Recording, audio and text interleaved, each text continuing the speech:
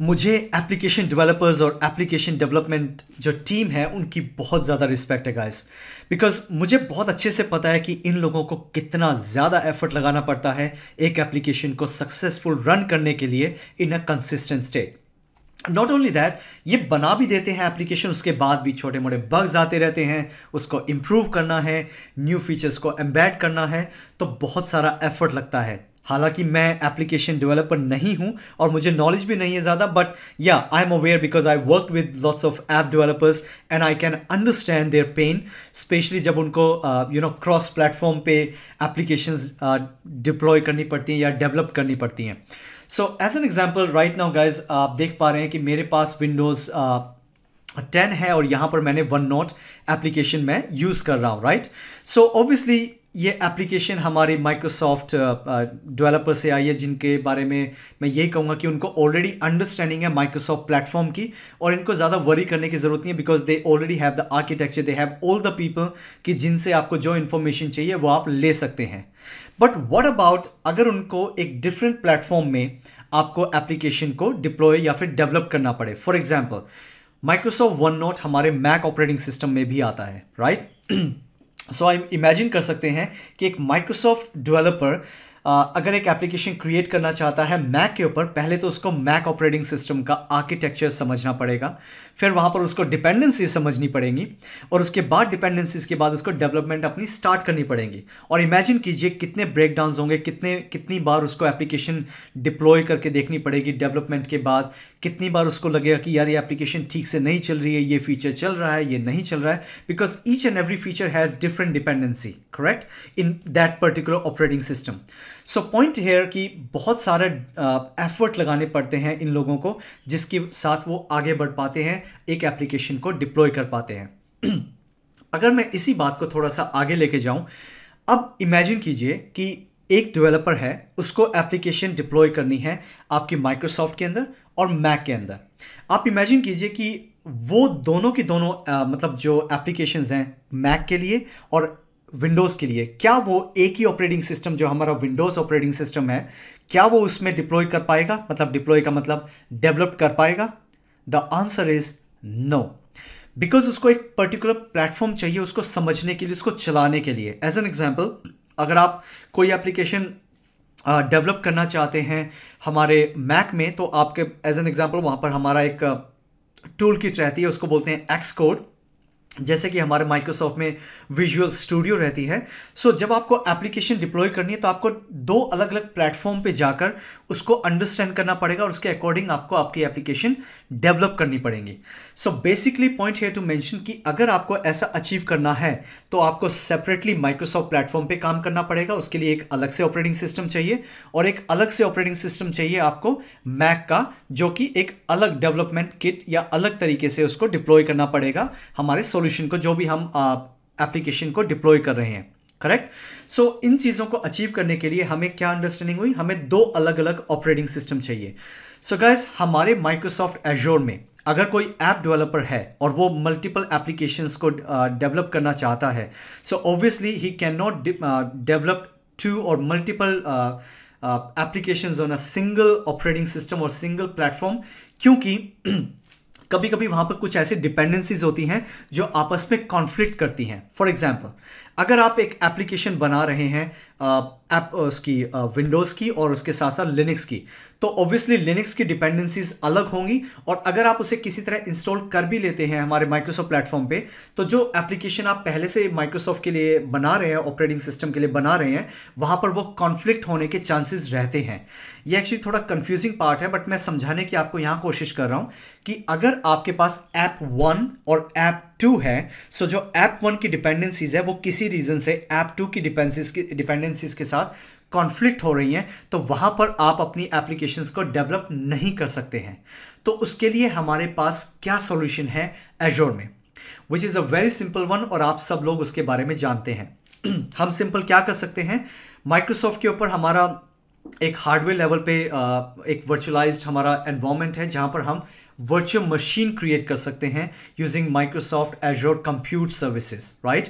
So for example कि अगर app 1 है, उसके लिए आपने एक नया ऑपरेटिंग सिस्टम बनाया जो कि है आपका सर्वर 1 फॉर एग्जांपल, और सर्वर 2 आपने जो डिप्लॉय किया वो किया ऐप 2 के लिए।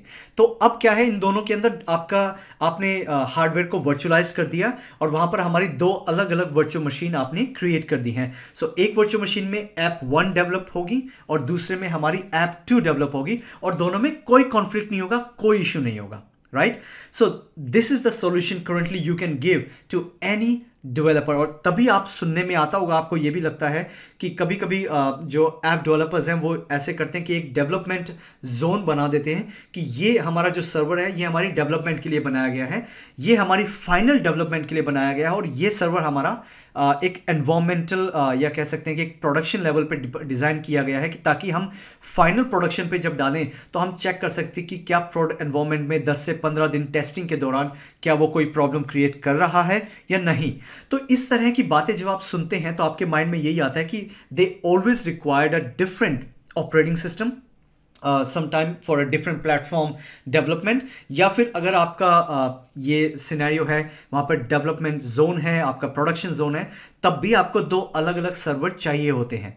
सो virtual machine is a solution to avoid this problem because वो कॉन्फ्लिक्ट क्रिएट नहीं करता और आप इजिली अपनी एप्लीकेशन को डेवलप कर सकते हैं।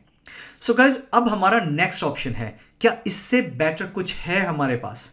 सो yes, the answer is yes. तो हमारे पास एक नया कॉन्सेप्ट है, उसको बोलते हैं गाइज एज़्योर कंटेनर्स। सो जो एज़्योर कंटेनर्स है आपका, वो एक तरह से इसी तरीके से डिप्लॉय किया गया है कि वहां पर आपको कोई एप्लीकेशन डिप्लॉय करनी है, इट विल बी क्विक। और उसका दूसरा सबसे बड़ा एडवांटेज, क्विक तो अगर आप कहेंगे हे हर्ष, क्विक तो हमारा वर्चुअल मशीन पे भी क्विक ही हो सकता है बिकॉज वर्चुअल मशीन को डिप्लॉय करने के लिए कुछ 5 मिनट लगते हैं, राइट?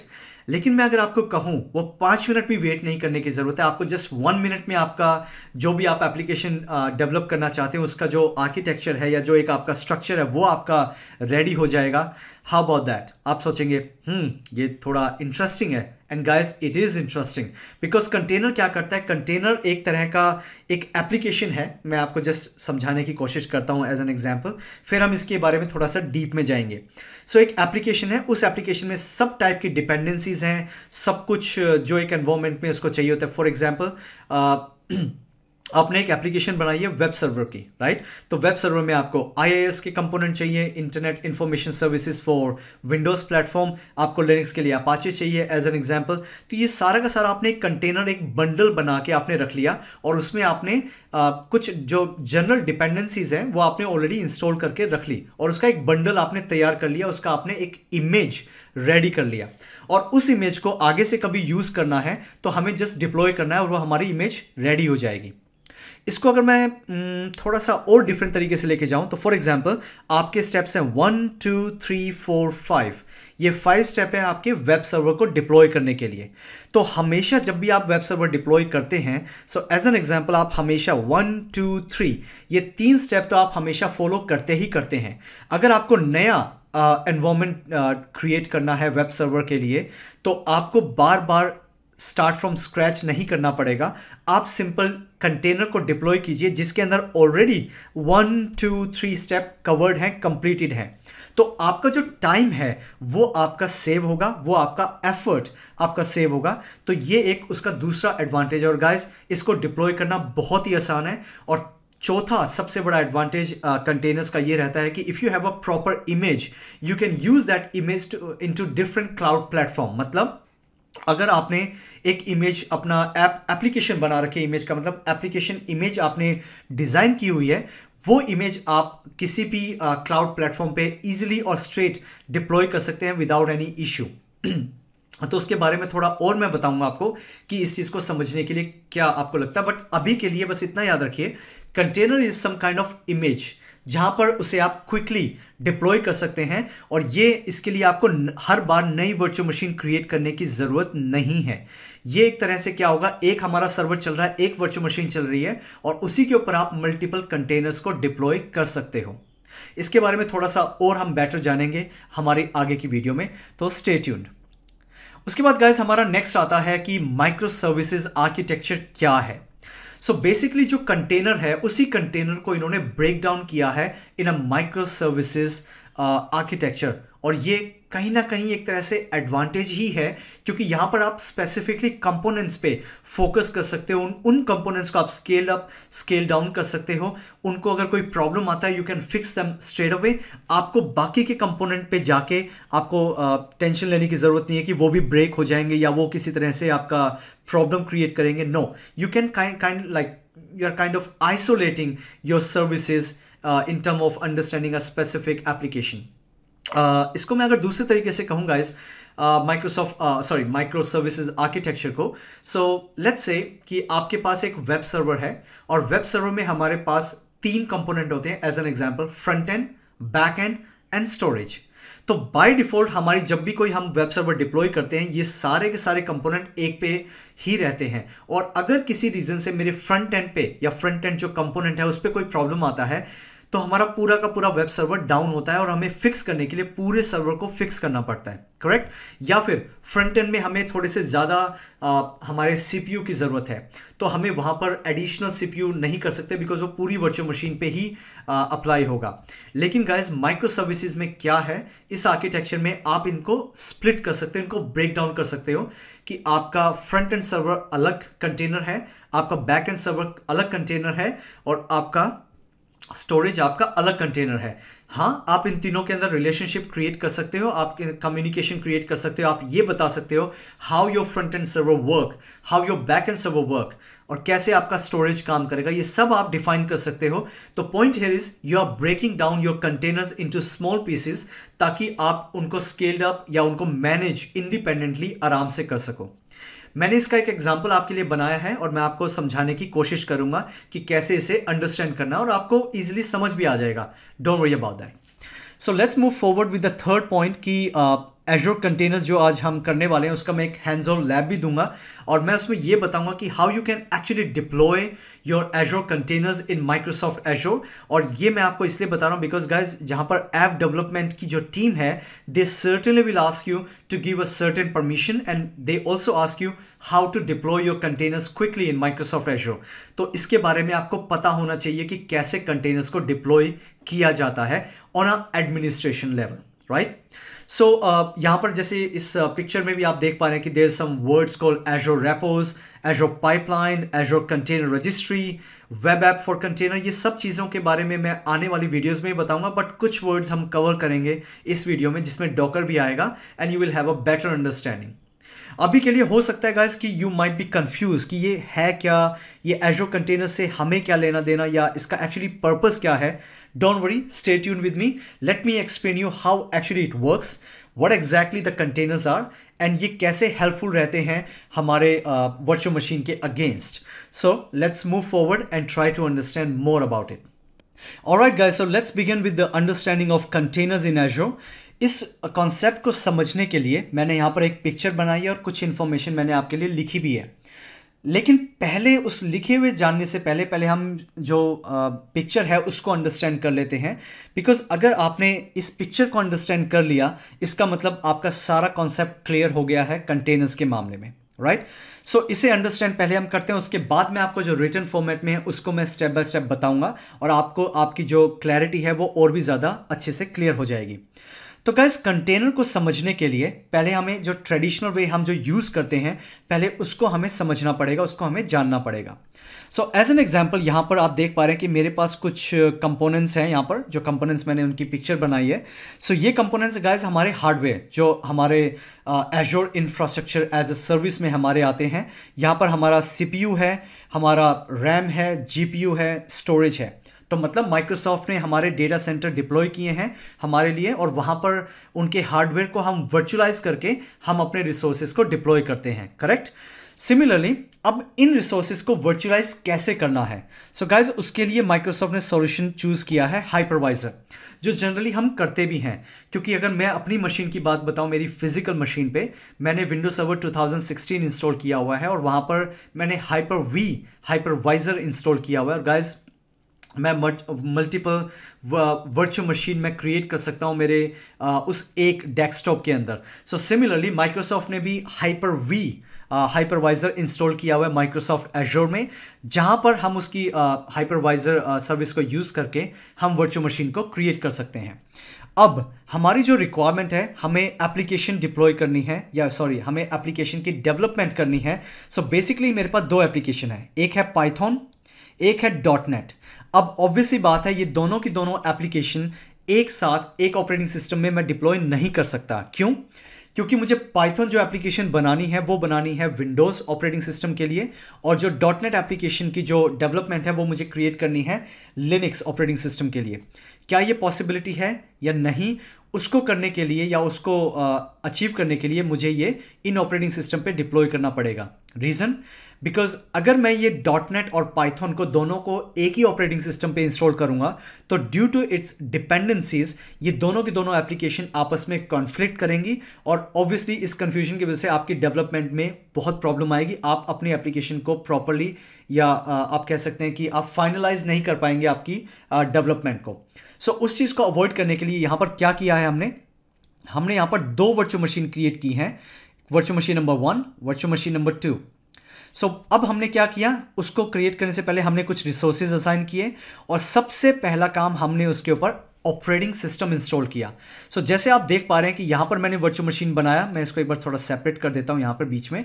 सो जो लेफ्ट में है यहाँ पर हमारी विंडोज़ मैंने ऑपरेटिंग सिस्टम इंस्टॉल किया, और उसके ऊपर जब इंस्टॉल हो गया देन मैंने पाइथन इंस्टॉल किया, जो भी मेरी एप्लीकेशन डेवलपमेंट के लिए ज़रूरत है कंपोनेंट वो किया, और मैंने उस पर अपनी डेवलपमेंट करनी शुरू कर दी विदाउट एनी इशू। अब रिक्वायरमेंट आई एप्लीकेशन 2 की भी, जो डॉट नेट एप्लीकेशन, और वो लिनक्स के लिए बनानी है। सो गाइज ऑब्वियसली चाहूँ तो मैं डॉट नेट, आपको पता ही है कि डॉट नेट कंपैटिबल रहती है विंडोज़ के साथ ऑब्वियसली, माइक्रोसॉफ्ट कॉर्पोरेशन का टूल है ये। सो आप डेवलपमेंट चाहे तो कर सकते हैं, लेकिन एज अ सेड कि कुछ कंपोनेंट्स हैं, कुछ आपके डिपेंडेंसीज हैं जो कॉन्फ्लिक्ट हो सकती हैं पाइथन से रिलेटेड, राइट। सो उस चीज़ों को अवॉइड करने के लिए मेरे पास सॉल्यूशन है by creating a new virtual machine. तो मैंने यहाँ पर भी क्या किया, कुछ रिसोर्सेज असाइन किए, और मैंने यहाँ पे ऑपरेटिंग सिस्टम इंस्टॉल किया यूबंटू, और उसके ऊपर मैंने डॉट नेट एप्लीकेशन या डॉट नेट जो भी उसकी रिक्वायरमेंट है वो मैंने इंस्टॉल किया, और ऑब्वियसली मैं अपनी डेवलपमेंट स्टार्ट करनी शुरू कर दी। इस बात में कोई प्रॉब्लम नहीं है, और obviously it is a great solution. आज की डेट में यही यूज़ करते हैं, और मोस्टली लोग यही फॉलो करते हैं अगर उनको डेवलपमेंट करनी होती है तो। अब बात करते हैं कंटेनर्स की, क्योंकि यहाँ पे आपको अब समझ तो आ गया कि दो अलग एप्लीकेशन, उनको मैंने अलग अलग जगह दो वर्चुअल मशीन में डिप्लॉय किया है। अब कंटेनर्स कैसे काम करते हैं? सो गाइस कंटेनर का सिमिलर यहाँ पर सिमिलर काम होता है। उसको समझने के लिए सबसे पहले वही सेम हमारा हार्डवेयर आर्किटेक्चर है, जहाँ पर हमने CPU, हमारी रैम, हमारा स्टोरेज, हमारा GPU सब इंस्टॉल किया, और यहाँ पर हमने एक ऑपरेटिंग सिस्टम इंस्टॉल किया है, सिर्फ एक। ओके अब उस ऑपरेटिंग सिस्टम में हमने क्या किया, हमने एक बंडल बनाया था, मतलब कि जो मैंने डेवलपमेंट, मैंने जो है मेरी पाइथन की डेवलपमेंट है उसका मैंने एक बंडल बनाया। उस बंडल में या उस एप्लीकेशन में, उस ऐप में मैंने उसकी डिपेंडेंसीज इंस्टॉल की, उसकी डिपेंडेंसीज के बारे में उसके जो भी प्रॉपर जितनी इन्फॉर्मेशन मुझे देनी थी मैंने सारी दी। मैंने उसमें ऑपरेटिंग सिस्टम से जो रिलेटेड कंपोनेंट्स होते हैं वो इंस्टॉल किए, और उसका एक पैकेज बना लिया, उसकी एक मैंने इमेज बना ली। वो इमेज मैंने डायरेक्टली डिप्लॉय की as a name of container, और वो मैंने डिप्लॉय किया इस ऑपरेटिंग सिस्टम पे, वो डायरेक्टली इंस्टॉल हो जाएगी। सिमिलरली अगर मैं बात करूं डॉट नेट की भी, तो डॉट नेट की एप्लीकेशन की भी मैंने उसे बंडल बनाया, उसकी इमेज बनाई, और इमेज मैंने उसे डायरेक्टली डिप्लॉय कर दिया उसी सेम ऑपरेटिंग सिस्टम पे। मैंने कोई नई वर्चुअल मशीन क्रिएट नहीं की है, वो मैंने डिप्लॉय किया as a container on the same operating system. और सिमिलरली मैंने जावा का भी यही काम किया। सो बताने का मतलब ये है गाइस, जो पाइथन है मैं इसे P1 का नाम देता हूं, और डॉट नेट है मैं इसे N1 का नाम देता हूं, और जावा है उसको मैं J1 का नाम देता हूं। सो बेसिकली मैंने क्या किया, ये कंटेनर के अंदर मैंने डिपेंडेंसीज इंस्टॉल की, मैंने सारे कंपोनेंट्स इंस्टॉल किए जो उस एप्लीकेशन को चलाने में हेल्प करते हैं। मैं आपको छोटा सा एक एग्जांपल देने की कोशिश करता हूं। जैसे कि आपने देखा होगा कुछ लोग ऑपरेटिंग सिस्टम को बाइंड कर देते हैं। कुछ लोग क्या करते हैं, you get the image of Windows 10 with office 2019, right. आपने ये देखा होगा कि कहीं पर आपका ऑपरेटिंग सिस्टम है, उसके साथ ऑफिस 2019 इंस्टॉल ऑलरेडी आया हुआ है, राइट। वो क्या करते हैं, वो एक बंडल बना देते हैं उस ऑपरेटिंग सिस्टम का, उसकी एक इमेज बना देते हैं। सेम गाइस हमारे कंटेनर में भी होता है। तो कंटेनर में एप्लीकेशन लेवल पे होता है कि एक वेब सर्वर डिप्लॉय करना है, उस वेब सर्वर को डिप्लॉय करने के लिए जो भी आपके कंपोनेंट्स की ज़रूरत होती है, जो भी डिपेंडेंसीज की ज़रूरत होती है, उसी वो बंडल कर देते हैं और सीधा सीधा बस उसको कंटेनर को डायरेक्टली डिप्लॉय कर देते हैं हमारे ऑपरेटिंग सिस्टम में। अब मैं इसे डिप्लॉय करके इसे मैं डेवलप कर सकता हूं, मतलब इसे आगे फर्दर डेवलपमेंट में भी लेके जा सकता हूं। चाहूं तो मैं इसे real time on a production level भी डिप्लॉय कर सकता हूं। और ये जितनी एप्लीकेशन हमारे एक ऑपरेटिंग सिस्टम पे इंस्टॉल हुई है गाइस, इनके बीच में कोई कनेक्टिविटी नहीं है, इनको एक दूसरे के बारे में पता ही नहीं है कि यहां पर ये इंस्टॉल है या यहां पर ये ऑलरेडी चल रही है। सो पॉइंट हियर इज, ये इनकी एप्लीकेशन कोई भी एक दूसरे को कॉन्फ्लिक्ट नहीं करेगी, ये इंडिपेंडेंटली काम करेंगी हमारे ऑपरेटिंग सिस्टम में। इसीलिए इसे कहा जाता है गाइस, जो हमारा वर्चुअल मशीन को जो हम यूज करते हैं वहां पर हम यूज कर रहे हैं हार्डवेयर वर्चुअलाइजेशन, राइट। लेकिन जहां पर हम कंटेनर्स को यूज कर रहे हैं वहां पर हम यूज करते हैं सॉफ्टवेयर वर्चुअलाइजेशन। सॉफ्टवेयर वर्चुअलाइजेशन क्यों कह रहा हूं? क्योंकि यहां पर हमें मल्टीपल ऑपरेटिंग सिस्टम इंस्टॉल करने की जरूरत नहीं पड़ी। सेम ऑपरेटिंग सिस्टम है, बस मैंने वहां पर वर्चुअलाइज्ड वे में, मतलब मैंने मल्टीपल कंटेनर्स मैंने डिप्लॉय किए हैं। और गाइज ये कंटेनर बड़े छोटे सब हो सकते हैं, क्योंकि कोई एप्लीकेशन छोटी हो सकती है, कोई एप्लीकेशन बड़ी हो सकती है। और बेस्ड ऑन दैट आपके जो हार्डवेयर रिसोर्सेज आपने डिप्लॉय किए हैं, आप उनके रिसोर्सेज को इंक्रीज भी कर सकते हैं, आप डिक्रीज भी कर सकते हैं, because you are in Microsoft Azure, so it is very easy for you, right. So once again guys, इसको समझने के लिए कंटेनर आपका एक बंडल्ड अप एक पैकेज है उस एप्लीकेशन का जो आप एक्चुअली डिप्लॉय करना चाहते हैं, चाहे वो वेब एप्लीकेशन हो, चाहे वो पाइथन से रिलेटेड हो या डॉटनेट से रिलेटेड हो। और उस जो बंडल पैकेज है उसको आप डायरेक्टली एज कंटेनर डिप्लॉय कर सकते हैं किसी भी ऑपरेटिंग सिस्टम पे, एज एन एग्जांपल। सो ये आपको समझाने का एक आर्किटेक्चर है। और अगर आपको ये क्लियर हो गया है कि कंटेनर आपके सेपरेटली काम करते हैं, होता वही है कि like you are managing them separately, there is no connection in between them, आपकी अंडरस्टैंडिंग क्लियर है। अब थोड़ा सा और जानते हैं, कुछ मैंने वर्ड्स लिखे हैं और ये जो पॉइंट मैंने लिखे हैं गाइज, ये सारे डॉक्यूमेंट से मैंने लिए हैं। सो अगर आपको ये क्लियर हो गया तो you are very much clear about containers. So first of all ये एक डेफिनेशन है, deploy containers on Microsoft Azure public cloud without having to provision or manage any underlying infrastructure, which means आपने देखा था कि जब मैंने वर्चुअल मशीन क्रिएट की थी तो वर्चुअल मशीन में क्या होगा, हाइपरवाइजर कुछ रिसोर्सेज असाइन करेगा, राइट। ये स्टेप नंबर 1 होगा। स्टेप नंबर 2, हमारा ऑपरेटिंग सिस्टम इंस्टॉल होगा, उसके बाद आपकी वीएम प्रोविजन होगी और देन आप एप्लीकेशन डेवलपमेंट स्टार्ट कर सकते हो उस ऑपरेटिंग सिस्टम पे, करेक्ट।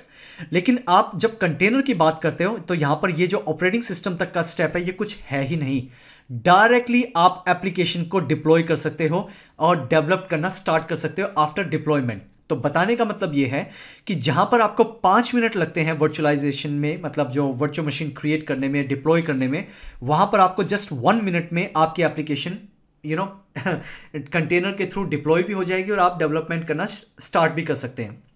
आप कहेंगे हर्ष 5 मिनट ज़्यादा तो नहीं है? Yeah guys I totally agree. तभी मैं कह रहा हूँ कि इट्स वेरी हार्ड टू से कि कौन सा सॉल्यूशन बेटर है। दोनों सॉल्यूशन अच्छे हैं बेस्ड ऑन रिक्वायरमेंट, बिकॉज इसके बारे में फाइट चलती रहती है कि हाफ ऑफ पीपल सेड कि कंटेनर्स बहुत अच्छे हैं, आधे लोग बोलते हैं कि वर्चुअल मशीन में ही डिप्लॉय करना चाहिए बिकॉज कुछ एडवांटेज उनको मिलते हैं। तो मेरा यहाँ पर काम गाइज आपको बताना है कि क्या पॉसिबिलिटीज़ हैं और क्यों कंटेनर्स बेटर पड़ते हैं आपके वर्चुअलाइजेशन पे, जो आपकी वर्चुअल मशीन है बेसिकली हार्डवेयर वर्चुअलाइजेशन पे। तो थोड़ा सा आगे बढ़ते हैं, थोड़ा और जानते हैं, क्योंकि यहाँ पे कोई प्रोविजन नहीं करना पड़ता आपके कंटेनर्स के लिए, simply deploy your container and things are ready to use. उसके बाद गाइज हमारा सेकंड पॉइंट मैंने लिखा है, pin point is OS virtualization, जो मैं आपको ऑलरेडी बता चुका हूं। It's all about software virtualization या ओएस वर्चुअलाइजेशन, कि जहां पर आपको कंटेनर डिप्लॉय करने हैं वहां पर आपको हार्डवेयर लेवल की वर्चुअलाइजेशन करने की जरूरत नहीं है आपकी एप्लीकेशंस को डिप्लॉय करने के लिए या फिर डेवलप करने के लिए। अब कंटेनर्स के एडवांटेजेस क्या है? सबसे पहला गाइज फ्लेक्सिबल। ये फ्लेक्सिबल क्यों है? क्योंकि जैसे आप यहां देख रहे हैं कि मैंने एक पाइथन की एप्लीकेशन बनाई, मैंने इस कंटेनर पे डिप्लॉय किया, सॉरी इस ऑपरेटिंग सिस्टम पे डिप्लॉय किया एज कंटेनर, और अब मैंने इसमें डिप्लॉयमेंट मैंने कर दिया, मैंने ये dot dot dot dot add कर दिया, मैंने कुछ डिप्लॉयमेंट इसके अंदर की है। अब ऑब्वियसली मेरी वरी है कि यार मैं इस जो मैंने चेंजेस किए हैं या मैंने जो एप्लीकेशन को डेवलप किया है उसको मैं कैसे यूटिलाइज करूं, क्योंकि अगर मैं वर्चुअल मशीन की बात करता हूं तो you have to take the whole virtual machine, तब आप अपनी एप्लीकेशन को लेके जा सकते हैं, राइट। लेकिन गाइस इन कंटेनर्स जो भी आपने चेंजेस किए हैं उसको उसकी एक इमेज बना के या उसे आप बंडल करके आप उसे अपने साथ रख सकते हैं। और जब भी आप कहीं पर भी लेके जाना चाहें, ये पाइथन को मैं कहीं भी किसी और प्लेटफॉर्म पे लेके जाना चाहूँ, या आप कह सकते हो कि मैं दूसरी जगह से लेके जाना चाहूँ, मैं सीधा कंटेनर को जाके डिप्लॉय करूँगा, जहाँ पर आपने छोड़ा था वहाँ से आपकी एप्लीकेशन स्टार्ट हो जाएगी यूज़ होना। एज एन एग्जाम्पल, ये वर्चुअल मशीन मैंने बनाई है फॉर एग्जाम्पल एजोर में। ऑब्वियसली बात है कि ये वर्चुअल मशीन मैं चाहे इसे सेव कर लूँ, चाहे मैं इसका एक VHD सेव कर लूँ, I can not use it directly this virtual machine to AWS या गूगल क्लाउड में। लेकिन अगर आप कंटेनर यूज़ कर रहे हैं तो आप उसे गूगल क्लाउड में अगर वो सपोर्ट करते हैं आपके कंटेनर्स या डॉकर, तो आप एप्लीकेशन इसे यूज़ कर सकते हैं जहां से आपने छोड़ा था। तो flexible in the sense you can take your application from where you left, और इसे एक जगह से उठा के दूसरी जगह रखना बहुत आसान होता है, and that is why it is much more better than virtual machine basically. दूसरा गाइस हमारे पास है मोर एफिशिएंट, वो आप देख ही चुके हैं, क्योंकि यहाँ पर पहले वर्चुअल मशीन क्रिएट होगी, फिर ऑपरेटिंग सिस्टम इंस्टॉल होगा, फिर वो VM प्रोविजन होगी, उसके बाद आप अपनी डेवलपमेंट या वेब एप्लीकेशन को क्रिएट कर पाएंगे। लेकिन जहाँ पर कंटेनर्स हैं वहाँ पर सिंपली आपको बस एप्लीकेशन को डिप्लॉय करना है and that's it, simple. So third हमारा है no VM provisioning required. Obviously ये मैं बता चुका हूँ कि आपकी VM को प्रोविजन करने की ज़रूरत ही नहीं पड़ती, क्योंकि आप VM का कॉन्सेप्ट ही नहीं है। यहाँ पर ऑपरेटिंग सिस्टम वर्चुअलाइज्ड है, तो इसका मतलब कंटेनर डायरेक्टली डिप्लॉय होगा, उसको प्रोविजन करने की ज़रूरत ही नहीं है। And don't worry, in a practical I will show you in a bit, don't worry. उसके बाद हमारा आता है गाइस सिग्निफिकेंट फास्टर। ऑब्वियसली जैसे मैंने कहा कि वर्चुअल मशीन बनाएंगे, ऑपरेटिंग सिस्टम इंस्टॉल होगा, प्रोविजन होगा, तो टाइम लगता है। कह लीजिए कि 5 मिनट के बाद आप अपनी डेवलपमेंट स्टार्ट कर सकते हैं, वेयर एज इन कंटेनर्स ये सारे काम आप विद इन 1 मिनट आप कर सकते हैं। सो आप सोच सकते हैं कि कितना फास्ट है, कितना एफिशिएंट और कितना बेटर सॉल्यूशन है एग्जीक्यूशन पॉइंट ऑफ व्यू से, डिप्लॉयमेंट पॉइंट ऑफ व्यू से। क्योंकि हो सकता है कि आपका वेब सर्वर डाउन हो गया, तो obviously you can not wait for such a long time, आपको 5 मिनट या 10 मिनट भी नहीं वेट करना। तो कंटेनर में आपकी एप्लीकेशन ऑलरेडी आपने डेवलप की हुई थी, वो ऑलरेडी चल रही है एज ए फाइनलाइज्ड, आपको कंटेनर डिप्लॉय करना है and things are ready to use straight away. तो इसीलिए ये काफ़ी फास्ट है ऑन एग्जीक्यूशन बेसिस। मैं आपको दिखाऊंगा भी इसका प्रैक्टिकल में। और उसके बाद गाइस लास्ट पॉइंट आता है मेंटेनेंस का। यूजुअली माइक्रोसॉफ्ट ने अपनी वेबसाइट में इसके बारे में डिस्कस नहीं किया, but yeah I really kind of think about this, and यही एक पार्ट बनता है मेरे माइंड में कि अगर मैं वर्चुअल मशीन यहाँ क्रिएट करता हूँ, और एज एन एग्जाम्पल आप देख सकते हैं कि मैंने यहाँ पर 2 वर्चुअल मशीन क्रिएट की है, राइट। और इन दोनों वर्चुअल मशीन पे 2 अलग अलग डेवलपमेंट चल रही है। सो अगर कोई इश्यू होता है इस वेबसाइट इस पर्टिकुलर वर्चुअल मशीन पे, तो मुझे इस वर्चुअल मशीन को मैनेज करना पड़ेगा, मेंटेन करना पड़ेगा, और इसका ध्यान भी रखना पड़ेगा कि कोई प्रॉब्लम ना आए, नहीं तो जो डेवलपमेंट चल रही है उसको प्रॉब्लम हो सकती है। Similarly on virtual machine 2। लेकिन गाइज यहाँ पर आपको मल्टीपल वर्चुअल मशीन, चाहे आप 10 एप्लीकेशन या कंटेनर्स आप कह लीजिए आप डिप्लॉय करें, या 20 कंटेनर्स आप डिप्लॉय करें, आपको एक ही वर्चुअल मशीन को मेंटेन करना पड़ेगा। तो यहाँ पर आपको एक एडवांटेज मिल जाता है कि you don't need to take care of multiple virtual machine, जो यहाँ पे आपको क्रिएट करनी पड़ती है विद एवरी एप्लीकेशन डेवलपमेंट जो भी आप डेवलप करना चाहते हैं। लेकिन अगर मैं बात करूं कंटेनर्स की, वहाँ पर आपको एक ही ऑपरेटिंग सिस्टम है, उस एक ऑपरेटिंग सिस्टम के साथ आप जितना भी मतलब मैनेज कीजिए उसको एक ही को करना पड़ेगा, आपको अलग अलग ऑपरेटिंग सिस्टम को मेंटेन नहीं करना पड़ेगा। तो एज एन एडमिनिस्ट्रेटर हमारा ओवरहेड थोड़ा सा कम होगा। So that's another advantage of using containers. So guys I think आपको काफ़ी कुछ आइडिया तो लग ही गया है कि कंटेनर है क्या और उसका पर्पस क्या है। जब मैं इसे डिप्लॉय करूंगा, इसे मैं प्रैक्टिकल करूंगा, तो आपको और बेटर समझ आएगा, और मैं एक बेस्ट एग्जांपल भी देने की कोशिश करूंगा कि कंटेनर क्या है। लेकिन प्रैक्टिकल में चलने से पहले थोड़ा सा हम और जान लेते हैं कि माइक्रो सर्विसेज जो हमारे आर्किटेक्चर है वो क्या है और वो कैसे हमारी हेल्प करता है। सो guys let's move forward. Micro service architecture guys, अगर इसे समझना है, क्योंकि मैंने काफ़ी आर्टिकल पढ़े हैं, माइक्रोसॉफ्ट की वेबसाइट्स पे भी गया हूँ, तो वहाँ पर जितना भी पढ़ा उनका एक लाइन में मतलब मैंने समझाने की कोशिश की है, that you are breaking your containers और apps into smaller pieces, that's it.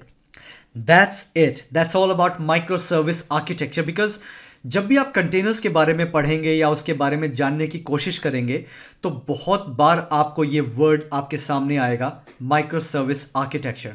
तो आपको एक माइंड में एक डायरेक्टली स्ट्राइक करना चाहिए कि माइक्रो सर्विस आर्किटेक्चर का मतलब है जो कंटेनर आपने डिप्लॉय किया है उसको आप स्मॉलर पीसीज में डिप्लॉय कर सकते हैं, उसको आप ब्रेक कर सकते हैं। अब उसके एडवांटेजेस क्या हैं उसको समझने के लिए ये स्क्रीन पे ये जो पिक्चर मैंने आपको बनाई है उसको एक्सप्लेन करने की कोशिश करता हूँ। सो जहाँ पर आप देख पा रहे हैं कि माइक्रो सर्विस आर्किटेक्चर का मैंने नाम दिया है, बेसिकली ये जो बिग बॉक्स है यहाँ पे, इस बिग बॉक्स को आप समझिए कंटेनर। इस कंटेनर ये एक वेब एप्लीकेशन है और इस कंटेनर का जो मेन पर्पस है वो ये है कि वेबसाइट को लॉन्च करना और चलाना और उसको एक्सेस करना। और वेबसाइट को चलाने के लिए अभी मैंने कंसीडर किया है कि 3 बहुत इंपॉर्टेंट हमारे कंपोनेंट हैं, front end, back end and storage, जो ऑलरेडी चल रहे हैं। अगर मैं माइक्रो सर्विस आर्किटेक्चर को डिप्लॉय नहीं करता हूं या इसको मैं फॉलो नहीं करता हूं, ये सारे के सारे मेरे एक कंटेनर में आएंगे और इन्हें मैनेज सेपरेटली आप नहीं कर सकते। अगर कोई प्रॉब्लम आती है फॉर एग्जाम्पल, तो आपको ये पहले पता करना पड़ेगा कि वो प्रॉब्लम क्या फ्रंट एंड में है, बैक एंड में है या स्टोरेज में है। अगर आपने ऑलरेडी इनको डिवाइड कर लिया तो आपको ये आसानी हो जाएगी पता करने में कि एक्चुअली प्रॉब्लम कहाँ है। ऑलराइट, एक छोटा सा एग्जांपल था समझने के लिए। बाकी पॉइंट ये है कि उस कंटेनर को मैंने 3 भाग में डिवाइड किया, front end, back end and storage. तो फ्रंट एंड का मतलब क्या है कि जो भी आपकी सर्वर की रिक्वेस्ट आएगी उसको वो एनालाइज करेगा, उसको फाइनलाइज करके वो बैक एंड पे लेके जाएगा, और जब बैक एंड पे जाएगा तो अगर कोई स्टोरेज उसमें इन्वॉल्व होगी तो स्टोरेज पे लेके जाएगा। तो ये स्टेप आपका नॉर्मली चलेगा। लेकिन अब एक बात इमेजिन कीजिए कि फ्रंट एंड में कोई इश्यू आ जाता है, तो obviously you don't need to touch on a back end अगर आपने माइक्रो सर्विस आर्किटेक्चर को फॉलो किया है और आपने आपकी वेब एप्लीकेशन को या कंटेनर को आपने ब्रेक कर लिया है इनटू डिफरेंट पीसेस।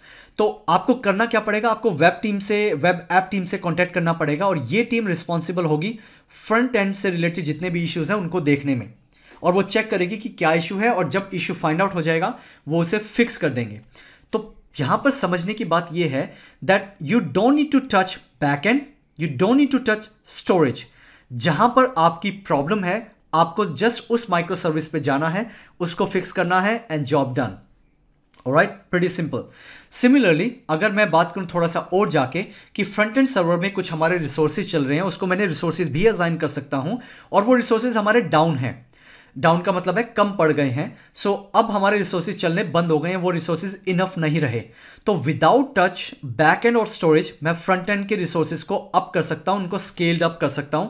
इसका एडवांटेज ये होगा कि अगर आपको लगता है कि बैक एंड में जितने रिसोर्सेज आपके चल रहे हैं वो आपके इनफ हैं, उनमें कोई आपको चेंजेस करने की जरूरत नहीं है, then you don't have to do that. आपका फ्रंट एंड ऑटोमेटिकली आपका अपडेट हो जाएगा by following the micro service architecture, और ये आपको हेल्प करेगा उस प्रॉब्लम को, पर्टिकुलर प्रॉब्लम को सॉल्व करने में। दूसरा है, अगर जैसे मैंने आपको बताया कोई प्रॉब्लम आती है तो आप उसे मेंटेन कर सकते हैं। एक स्पेसिफिक हमारा जो कंपोनेंट है उसको आपको अलग अलग कंपोनेंट्स पे जाके उन्हें चेक करने की जरूरत नहीं है। तीसरा, अगर किसी रीजन से लगता है कि यार मेरे बैकएंड सर्वर को अपडेट करने की ज़रूरत है या बैकएंड की जो एप्लीकेशन की जो पार्ट है या कंपोनेंट्स है उनको अपडेट करने की ज़रूरत है, then you just do it in micro service architecture. आपको जस्ट एक बैकएंड जो सर्विस आपकी चल रही है माइक्रो सर्विस, उसी को अपडेट करने की ज़रूरत है। आपको फ्रंट एंड और आपका स्टोरेज टच करने की बिल्कुल ज़रूरत नहीं है, और आपका आसानी से आपका अपडेट हो जाएगा जो भी आप जिस भी रिक्वायर्ड में आपका डेवलपमेंट लेवल पे या किसी और तरीके से आप अपडेट करना चाहते हैं तो। और ऑब्वियसली उसको करने के लिए हमारे पास रहेगा डेवलपमेंट टीम। सो पॉइंट क्या है कि आप इसे कितना प्रिसाइजली डिफाइन कर पा रहे हो कि डेव टीम का काम है बैक एंड को हैंडल करना और फ्रंट एंड का काम है, मतलब फ्रंट एंड को हैंडल करने का काम है वेब ऐप टीम का। तो काफ़ी ईजिली आपका मैनेज हो सकता है और ये इंडिपेंडेंटली आपका काम करता है इन माइक्रो सर्विस आर्किटेक्चर।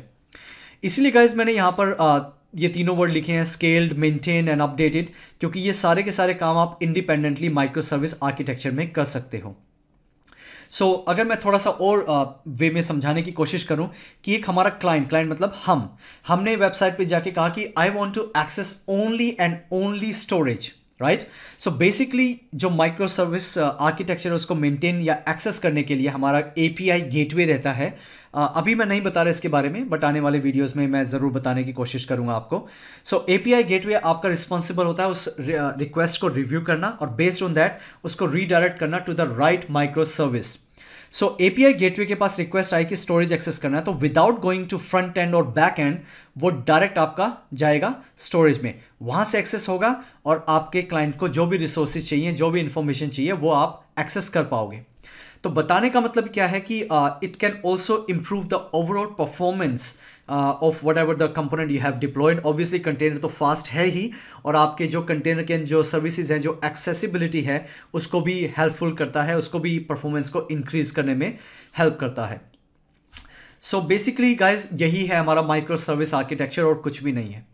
लेकिन आप जब कंटेनर्स या माइक्रो सर्विस आर्किटेक्चर पढ़ेंगे तो दो वर्ड्स आपके सामने ज़रूर आएंगे।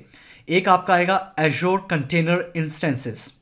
तो इसको समझाने के लिए मुझे एक एग्जांपल देना पड़ेगा आपको। तो गाइज एजोर कंटेनर इंस्टेंसेस क्या है? बेसिकली माइक्रोसॉफ्ट एजोर में हमारे पास माइक्रोसॉफ्ट ने क्या कर रखा है, ऑलरेडी एक ओएस डिप्लॉय कर रखा है। वी डोंट नो कि कौन सा ओएस है। आई बिलीव कि वो लिनक्स कस्टम ओएस है कोई।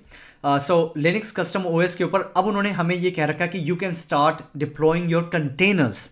तो मैंने जो पिछले में एग्जांपल में बताया था कि वहाँ पर एक ओएस है और वहाँ पर आप जस्ट कंटेनर्स डिप्लॉय कर सकते हैं, ऐसा माइक्रोसॉफ्ट ने ऑलरेडी हमें प्लेटफॉर्म दिया हुआ है। And we really don't care and we don't know about OS Linux platform. हमें ज़रूरत नहीं है इसके बारे में जानने की। हम डायरेक्टली जो हमारे जो कंटेनर्स हैं, हम डायरेक्टली इसके अंदर मतलब इंस्टेंसेस में, जिसका नाम है एजोर कंटेनर इंस्टेंसेस, हम उन्हें डिप्लॉय कर सकते हैं, चाहे वो बड़ी एप्लीकेशंस हों या छोटी एप्लीकेशन हो। सो समझने के लिए कि एजोर कंटेनर इंस्टेंसेस ACI वो है जो हमें कंटेनर्स, जो भी हमारे कंटेनर्स अवेलेबल हैं या एप्लीकेशंस अवेलेबल हैं, उन्हें हम डिप्लॉय कर सकते हैं एजोर में। ऑलराइट, ये तो था पहला। दूसरा है हमारा जो नाम आपके सामने आएगा, एजोर कुबरनेटिस सर्विसेज, या जिसको हम बोलते हैं कुबरनेट्स। समटाइम वो प्रोनाउंसिएशन का डिफरेंसेस रहता है। इसको शॉर्ट में बोलते हैं AKS। तो बेसिकली AKS का काम होता है, जैसे आप इस पिक्चर में देख रहे हैं कि मैंने अपने कंटेनर्स को माइक्रो सर्विसेज में डिप्लॉय कर दिया है या उसको ब्रेकअप कर दिया है। तो ये जितनी माइक्रो सर्विसेज, ये तो है मेरा एक कंटेनर। हो सकता है कि मेरे पास मल्टीपल कंटेनर्स हों, तो गाइस उन मल्टीपल कंटेनर्स को या इस कंटेनर्स को हैंडल या मैनेज करने के लिए, मतलब कि फ्रंट एंड बैक एंड से कम्युनिकेट करें या फ्रंट एंड डायरेक्टली स्टोरेज से कम्युनिकेट करें, या इस तरीके की एक कंटेनर दूसरे कंटेनर से कम्युनिकेट करे, या एक माइक्रो सर्विस दूसरे कंटेनर के माइक्रो सर्विसेज के साथ कम्युनिकेट करे। तो ये सारी जो सर्विसेज या जो इंफॉर्मेशन आप मतलब चेक कर पा रहे हैं या फिर आप कर पाएंगे, ये सारी की सारी सर्विसेज को मेंटेन करने के लिए एजोर कुबरनेटिस सर्विसेज की ज़रूरत पड़ती है। आपको बस इसी में ध्यान रखना है और कुछ नहीं। और obviously it also helps on the orchestration, जो यही मतलब है उसका कि पहले वो चेक करता है कि क्या अवेलेबिलिटी है बेस्ड ऑन APIs, और उस APIs को यूज़ करके वो एनालाइज करता है कि इस फ्रंट एंड को इस बैक एंड के साथ कम्युनिकेट होना चाहिए या इस बैक एंड को इस स्टोरेज के साथ कम्युनिकेट होना चाहिए। सो यहाँ पर मैं इतना ही आपको एग्जांपल दे सकता हूँ। बाकी एजोर कुबरनेट्स के बारे में हम आने वाले टाइम में जानेंगे, so don't worry about that. अभी के लिए बस इतना याद रखिए, it is a service which allows you to manage your multiple Azure containers और माइक्रो सर्विसेज, क्योंकि जैसे आप यहाँ देख पा रहे हैं, कंटेनर हो या मल्टीपल माइक्रो सर्विसेज हो, उसको आप मैनेज कर सकते हैं एजोर कुबरनेटिस से। सो या गाइज, आई मीन तो बहुत सारा हमारा थ्योरी हुआ, बहुत सारे कॉन्सेप्ट हैं हमारे, एटलीस्ट इसमें तो हैं। और अब हम इसके बारे में थोड़ा और जानते हैं कि प्रैक्टिकली हम कंटेनर्स को कैसे डिप्लॉय करते हैं और कितना टाइम लगता है उन्हें डिप्लॉय करने में। So guys, let's begin. So we are back on Azure portal, my favourite place. I think आप लोग भी वेट कर रहे होंगे कि कब हर्ष प्रैक्टिकल बताएंगे, तभी हम आगे समझ पाएंगे कि एजोर कंटेनर क्या है, उसे हम कैसे यूज़ कर सकते हैं। सो गाइज, आपके प्रैक्टिकल में जंप करने से पहले मैं कुछ वर्ड्स आपके सामने शेयर करना चाहता हूं और कुछ एडिशनल इन्फॉर्मेशन देना चाहता हूं जो आपके लिए बहुत ज़रूरत है। सो पहली चीज़ तो कंटेनर इंस्टेंसेस। आपको पता है, मैं आपको पहले भी हम डिस्कस कर चुके हैं, बता भी चुका हूं कि कंटेनर इंस्टेंसेस वो वर्क स्पेस है जहां पर हम अपने कंटेनर इमेजेस के थ्रू डिप्लॉय करते हैं। जब कंटेनर हमारे डिप्लॉय हो जाते हैं हम उन्हें एक्सेस कर पाते हैं ईजिली यूजिंग कंटेनर इंस्टेंसेस। मैं अभी आपको दिखाऊंगा भी कहाँ पर वो क्रिएट होते हैं। दूसरा इंपॉर्टेंट चीज़, container registries. Always remember guys about Azure container registries, और in fact let me take you to the website of container registry. Container registry क्या है? बेसिकली गाइज ये एक तरह का ओपन कंटेनर प्लेटफॉर्म है जहां पर आप अपनी इमेजेस को बिल्ड कर सकते हैं या सेव कर सकते हैं, ताकि अगर आप कोई कंटेनर क्रिएट करना चाहते हैं उन कस्टम बिल्ड से आप वो क्रिएट कर सकते हैं। डोंट वरी, आज हम इस प्रैक्टिकल में करेंगे भी कि कैसे हम एक कस्टम इमेज क्रिएट कर सकते हैं और कैसे हम उस कस्टम इमेज को यूज़ करके हम अपनी कंटेनर को क्रिएट कर सकते हैं। बट उससे पहले मैं कुछ आपको इन्फॉर्मेशन देना चाहूँगा कि कंटेनर जो आपका रजिस्ट्री है वो एक तरह से आपकी इमेज सेव प्लेस है जहाँ पर आप अपनी डॉकर्स फाइल्स को सेव कर सकते हैं। सिमिलरली यहाँ पर आपके पास डॉकर है और बाकी और दूसरी ऐप ऑर्गेनाइजेशंस हैं जो अलाउ करती हैं इस तरह की इमेजेस को सेव करने के लिए, और बाद में इन इमेजेस को आप डायरेक्टली यूज़ कर सकते हैं माइक्रोसॉफ्ट एज़्योर में, क्योंकि माइक्रोसॉफ्ट एज़्योर आपको अलाउ करता है कुछ लिमिटेड जिनके साथ माइक्रोसॉफ्ट की पार्टनरशिप हो रखी है उनके साथ, अगर आपकी इमेजेस उनके प्लेटफॉर्म पे है सो डोंट वरी, आप वहाँ से पुल कर सकते हैं उनकी इमेजेस को और अपनी कंटेनर्स को क्रिएट कर सकते हैं। You are not bound to use only Microsoft Azure at this place. So अगर मैं थोड़ा सा और डिटेल में जाऊं, एक कॉमन और एक बहुत फेमस प्लेटफॉर्म है डॉकर। सो ये प्लेटफॉर्म है वहाँ पे, तो ये ऑलरेडी इनकी पार्टनरशिप है अमेजोन के साथ और माइक्रोसॉफ्ट एज़्योर के साथ भी, जहाँ पर बहुत सारी कस्टम इमेजेस अवेलेबल हैं और ये कस्टम इमेजेस को आप खुद भी अपनी मर्जी से अपने हिसाब से आप अपडेट कर सकते हैं, डिप्लॉय कर सकते हैं। और उसके साथ साथ अगर आपने कोई कस्टम इमेज इस डॉकर प्लेटफॉर्म पे क्रिएट कर रखी है, don't worry guys, you can still use this custom images और ये डायरेक्टली आप डिप्लॉय कर सकते हैं माइक्रोसॉफ्ट एज़्योर के अंदर भी। और मैं आपको दिखाऊंगा भी कि कहाँ पर ये इन्फॉर्मेशन आपको देखने को मिलेगी। बट अभी के लिए आपको याद रखना है कि चाहे आपकी कोई भी इमेज एज़्योर कंटेनर रजिस्ट्री में हो, चाहे आपकी डॉकर में हो, आप वो हमारे माइक्रोसॉफ्ट एज़्योर में डिप्लॉय कर सकते हैं। सो टू मूव फॉरवर्ड कि कैसे हम इन इमेजेस को डिप्लॉय कर सकते हैं और कैसे हमें इंफॉर्मेशन देखने को मिलेगी, उसके लिए सबसे पहले हमें जाना पड़ेगा, हमें एक नया कंटेनर क्रिएट करना पड़ेगा, जिसे मैं जो माइक्रोसॉफ्ट की ऑलरेडी सैम्पल जो उनके ऑलरेडी अवेलेबल हैं मैं उन्हीं को यूज़ करके आपको दिखाना चाहूँगा। So for that just go to container registries. Sorry मैं थोड़ा ज़्यादा एक्साइटेड हूँ, तो आपको पहले ही मैं कंटेनर रजिस्ट्री पे लेके जाना चाहता था, बट नहीं, this is not the right place. आप सबसे पहले जाइए कंटेनर इंस्टेंसेस पे। ऑलराइट, सो कंटेनर इंस्टेंसेस पे जाकर आपको ऑब्वियसली देखने को मिलेगा कि यहाँ पर कोई भी हमारा कंटेनर डिप्लॉय नहीं है। सो हमारा फर्स्ट स्टेप होगा कि कंटेनर एक न्यू डिप्लॉय करना है। So just click add. So जैसे हम ऐड पे क्लिक करेंगे, just like the virtual machine guys, आप लोगों को ऑलरेडी आइडिया है, तो यहाँ पर ये इन्फॉर्मेशन आपको देखने को मिलेगी। You have to choose the correct subscription. The second step is resource group. Either you can create a new resource group और या तो आप existing use कर सकते हैं। For the practice, because after this practice मैं सारी के सारे containers और registries को delete करना चाहूँगा, so I'm going to create a new one. So here I'm going to give Harsh Arena, let's say container, Harsh Arena container, whatever the name you like to give, you can give. So इसके बाद हमारा next step है, जो container का आप नाम देना चाहते हैं आप वो दे सकते हैं। तो मैं दूंगा हर्ष एरिना प्रैक्टिस, और you can give any name actually, लेकिन make sure it has to be recognize, because ये यूनिक होना चाहिए। अगर किसी और पर्सन ने इसी कंटेनर का नाम ऑलरेडी यूज़ किया हुआ है तो ये आप क्रिएट नहीं कर पाएंगे, because it actually directly belongs to DNS। I think उसके बाद आपको समझ आ जाएगा, और मैं आपको एक इन्फॉर्मेशन भी दिखाऊंगा जहाँ पे आपको लगेगा अच्छा, तो इसकी वजह से आपको यूनिक नेम यहाँ पर कंटेनर का देना पड़ता है। सो उसके बाद ऑब्वियसली हमारा नेक्स्ट स्टेप है कि करेक्ट आपका रीजन चूज़ करना है। I am going to choose east US2 because यहाँ पर यू नो दैट सारी सर्विसेज चलती हैं, so that's the reason I choose always this region. The next step is guys 3 option. Quick start image. The quick start images जो Microsoft की images available हैं हम उनको यूज़ कर सकते हैं। एज एन एग्जाम्पल मैं यहाँ पर एक कंटेनर डिप्लॉय करने वाला हूँ जहाँ पर हमारा already hello world container deploy है, और हेलो वर्ल्ड कंटेनर के अंदर एक तरह से वेबसाइट है, वेब ऐप है, आप ये लगा लीजिए। और जब हम इसको चलाएंगे तो यहाँ पर आपका हेलो वर्ल्ड जैसे लिखा आता था ना वेबसाइट में, पुराने टाइम में हम HTML पेजेस बनाते थे, सिमिलरली फॉर एजोर कंटेनर्स वहाँ पर आएगा welcome to Azure container instances, something like that. ये ऑलरेडी प्री लोडेड है, एक सैम्पल फाइल है जो माइक्रोसॉफ्ट आपको अलाउ करता है यूज़ करना। आप चाहें तो इंजीनिक्स ये वाली भी यूज़ कर सकते हैं फॉर लिनक्स वेब सर्वर, या फिर आप विंडोज़ वेब सर्वर को भी डिप्लॉय कर सकते हैं। जैसा मैंने आपको बताया था, it doesn't matter whether you use Linux और विंडोज़, कंटेनर में इसका कोई फ़र्क नहीं पड़ता। And that's another beauty of using Azure container, जहाँ पर आपका फोकस होना चाहिए just on the web application. Whatever the way you have created, once you bundled up in a Docker file, you can simply use those image and create your container. तो guys यहाँ पर अभी हमें जो default है मेरा hello world Linux का, वही चूज़ करूँगा। You can choose anything.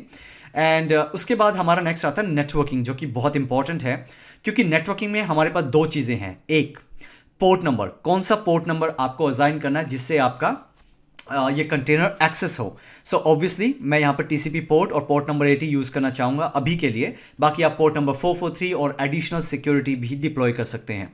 उसके साथ साथ obviously you have some accessibility of this container, public, private चाहें तो आप विद इन एजोर, मतलब जो आपकी ऑर्गेनाइजेशन है उसमें भी यूज़ कर सकते हैं। फिलहाल मैं एज अ पब्लिक एक्सेस करना चाहता हूँ, so that's the reason DNS name label. So यहाँ पर गाइज आपको नाम देना है कि कौन से नाम से आप डिप्लॉय करना चाहते हैं अपना कंटेनर, क्योंकि बाद में इस नेम को, कंप्लीट नेम को हर्ष एरिना प्रैक्टिस eastus2.azurecontainer.io को यूज़ करके हम चेक करेंगे whether we are able to access this container successfully or not. And I think that's all. Yeah, you don't need to worry about advanced at the moment because it's just for the environmental variables at the moment. Tags you already aware. Now we are on review and create. So once the validation passed, guys, मैं यहाँ पर इसको create करूँगा और wait करूँगा कि ये जल्दी से जल्दी मेरा कंटेनर डिप्लॉय हो जाए। And now I'm not going to pause this video because container जब डिप्लॉय होते हैं गाइज within 45 सेकेंड, और मैक्सिमम जो मैंने देखा है 1 minute and 45 सेकेंड आपके कंटेनर, चाहे बड़े आपकी वेब एप्लीकेशन हो या छोटी हो, वो डिप्लॉय हो जाती है। बट अगर आपने कोई कस्टम आपने कोई इमेज क्रिएट किया और उसका साइज थोड़ा बड़ा है, is on bigger in size, then obviously आप एक्सपेक्ट कर सकते हो थोड़ा सा एक्स्ट्रा टाइम लेने के लिए। Otherwise it won't take so much time because ये हेलो वर्ल्ड वाला जो हमारा वेब एप्लीकेशन है या एक तरह की एप्लीकेशन है, ये ज़्यादा बड़ी नहीं है। सो विद इन मैं बोलने वाला था विद इन 30 सेकेंड, बट ये आई थिंक 20 सेकेंड में ही कंप्लीट हो गई। As you can see our deployment has been completed successfully. So guys basically इसको एक्सेस करने के लिए, कंटेनर को एक्सेस करने के लिए, we can simply go to Azure container instances या फिर गो टू रिसोर्स पे आप क्लिक कर सकते हैं। तो यहाँ पर आपका कंटेनर ऑलरेडी रनिंग कंडीशन में है, you can see that, right. Resource group यहाँ है, like subscription ID, you already know the information. The important thing is IP address and the FQDN. All right, so I'm going to use it later on, but let's try to understand a little bit more in that steps. So पहली चीज़ कि आपका जो container की information है वो आपको यहाँ पर मिल जाएगी कि जो इमेज आपकी डिप्लॉय हुई है वो कौन सी इमेज से आपने ये कंटेनर बनाया है, क्या स्टेट है, कब ये स्टार्ट हुआ था। सिमिलरली जो इवेंट आपके जनरेट है कि कंटेनर स्टार्ट है, शुरू है, स्टॉप है, ये सारी इन्फॉर्मेशन आप चेक कर सकते हैं इवेंट्स में। प्रॉपर्टीज़ में जाएंगे तो आपको वहाँ पर what is the actual utilization, because मैंने आपको बताया था कि you can scaled up and scale down these containers. ये अभी मैं बात नहीं करूँगा, obviously it's a part of later Azure Kubernetes services, so अभी हम उसके बारे में बात नहीं करेंगे। लेकिन येस, आप इनको कर सकते हैं, यहाँ पर आप रिव्यू कर सकते हैं आपकी पूरी की पूरी जो साइज़ है आपको असाइन किया है। logs, you can find out more information like you see listening on port number 80. You can connect, obviously अगर आपका directly connected नहीं हो रहा है किसी reason से, you can connect also from bash और SSH, SH और like of course bash shell. So custom आप choose कर सकते हैं अगर आपने कोई deploy किया है तो। फिलहाल I'm not going to touch that part. Obviously कुछ part हम बाद के लिए बचा के भी रख लेते हैं। Alright, so या लास्ट स्टेप हमारा प्रॉपर्टीज़ है, यहाँ पे जस्ट इन्फॉर्मेशन आपको देखने को मिलेगी।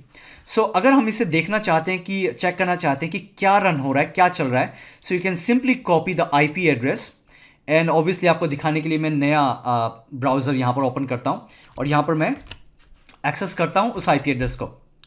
There you go guys, welcome to Azure container instances. तो जो हेलो वर्ल्ड का सैंपल था वो आपको यहाँ से ऐसे वो उसकी जो इन्फॉर्मेशन एडिट थी उस HTML पेज में वो ये थी। और अगर मैं आपको थोड़ा सा और दिखाना चाहूँ तो सिमिलरली आप ये इन्फॉर्मेशन आपके FQDN से भी एक्सेस कर सकते हैं। Simply go here, type and paste, done, there you go. So guys, कितनी देर में आप जस्ट इमेजिन कीजिए कि अगर आपकी एक एप्लीकेशन रेडी है, उसको डिप्लॉय करने के लिए मुझे कितना टाइम लगा। Yes, you can change the IP address, you can modify many different things, but that's a later step. But at least उसको डिप्लॉय करने में हमें कितना टाइम लगा? Just couple of seconds.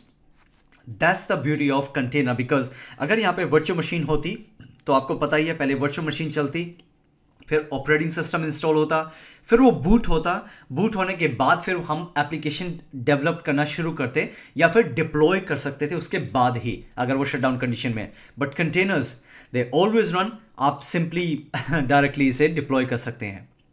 सो ये तो था गाइस प्रैक्टिस हमारी, कैसे हम कंटेनर को डिप्लॉय करते हैं माइक्रोसॉफ्ट एज़्योर में। अब हम वापस से चलते हैं और शुरुआत करते हैं हमारे इंपॉर्टेंट या नेक्स्ट स्टेप की, जो कि है हमारा create a custom image.